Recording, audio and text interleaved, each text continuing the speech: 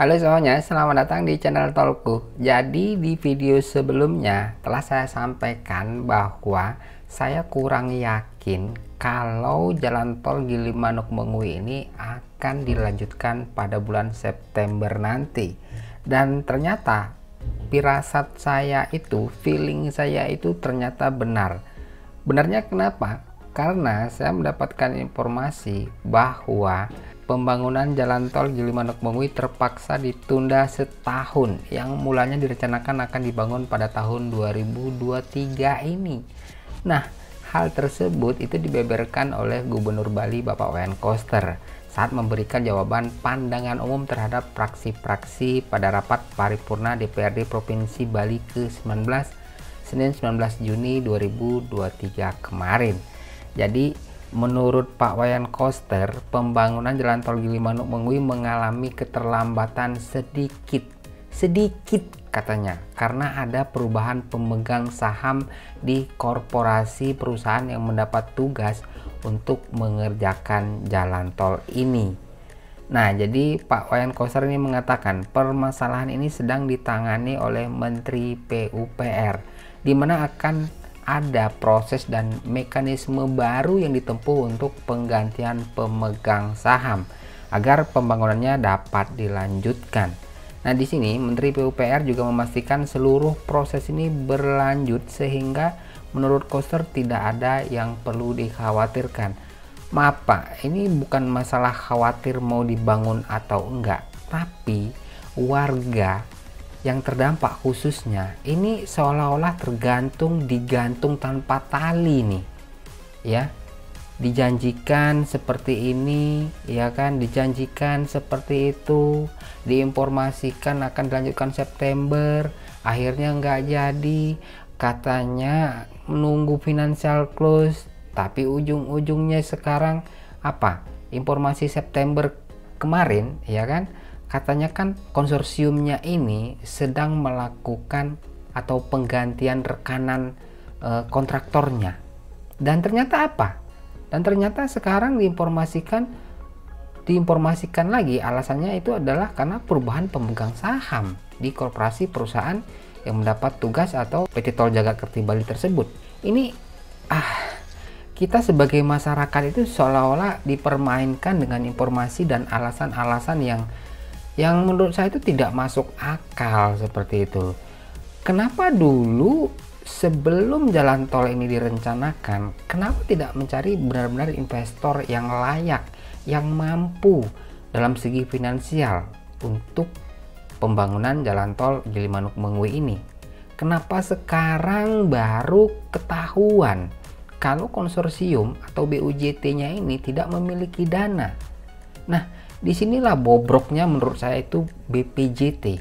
Nah, kenapa saya bilang bobrok BPJT di sini? Karena dia tidak bisa mendeteksi ya kan, mana kira-kira investor yang benar-benar punya uang atau secara finansialnya ini bagus ya, mana kira-kira investor yang hanya angat-angat tai ayam. Jadi maaf ya, bukan saya tidak mendukung akan adanya pembangunan jalan tol Gilimanuk-Mengui ini, tapi kita sebagai masyarakat Bali, terutama khususnya masyarakat yang terdampak, ini seolah-olah dipermainkan.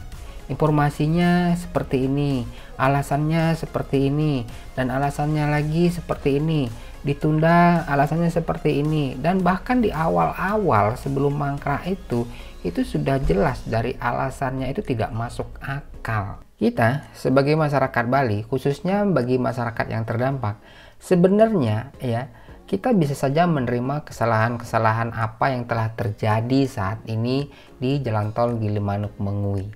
Tapi ya, harapan masyarakat itu ya, tolong beri informasi kepastian, benar-benar pasti apakah jalan tol ini akan dilanjutkan. Kalau memang dilanjutkan, ini kapan? Dan untuk proses pembebasan lahannya ini kapan akan dilakukan? Ya. Jadi jangan cuman informasi cawe-cawe sana sini, nggak jelas. Beri kami informasi secara ofisial ya.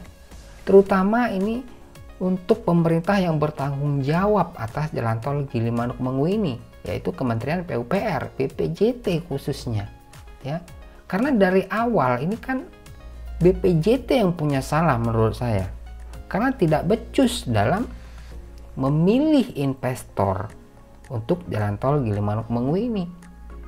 Kalau BPJT becus memilih investor untuk jalan tol Gilimanuk-Mengu ini, tidak mungkin ya proyek ini akan mangkrak, ya. Lihat jalan tol-tol lainnya, ya kan, semua lancar, ya kan. Kenapa tidak seperti itu, ya? Kenapa kok Bali kok bisa luput dari prediksi BPJT, ya kan? Oke, bagi warga yang terdampak, khususnya masyarakat Bali, ya kita harus bersabar, lebih bersabar sedikit, ya. Seperti kata Pak Wenkoster, hanya sedikit, ya. Kita hanya bersabar sedikit, setahun lagi. Nah, kemungkinan baru akan dibangun. Itu pun kemungkinan, ya. Karena menurut saya mencari investor itu tidak akan segampang kayak beli kacang goreng, ya kan? Memastikan bahwa investor itu benar-benar nantinya memiliki uang atau secara finansialnya mampu untuk melakukan pembangunan jalan tol Gilimanuk-Mengu ini tidak gampang, ya. Jadi bagi warga masyarakat Bali, mohon ini bersabar, ya. Kita hanya bisa bersabar karena pemerintah kita ya ini sekarang.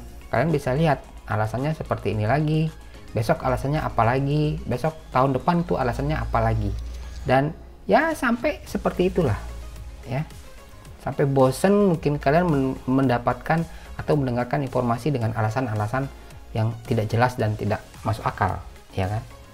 Oke, saya Anggur Halid, segini dulu informasinya.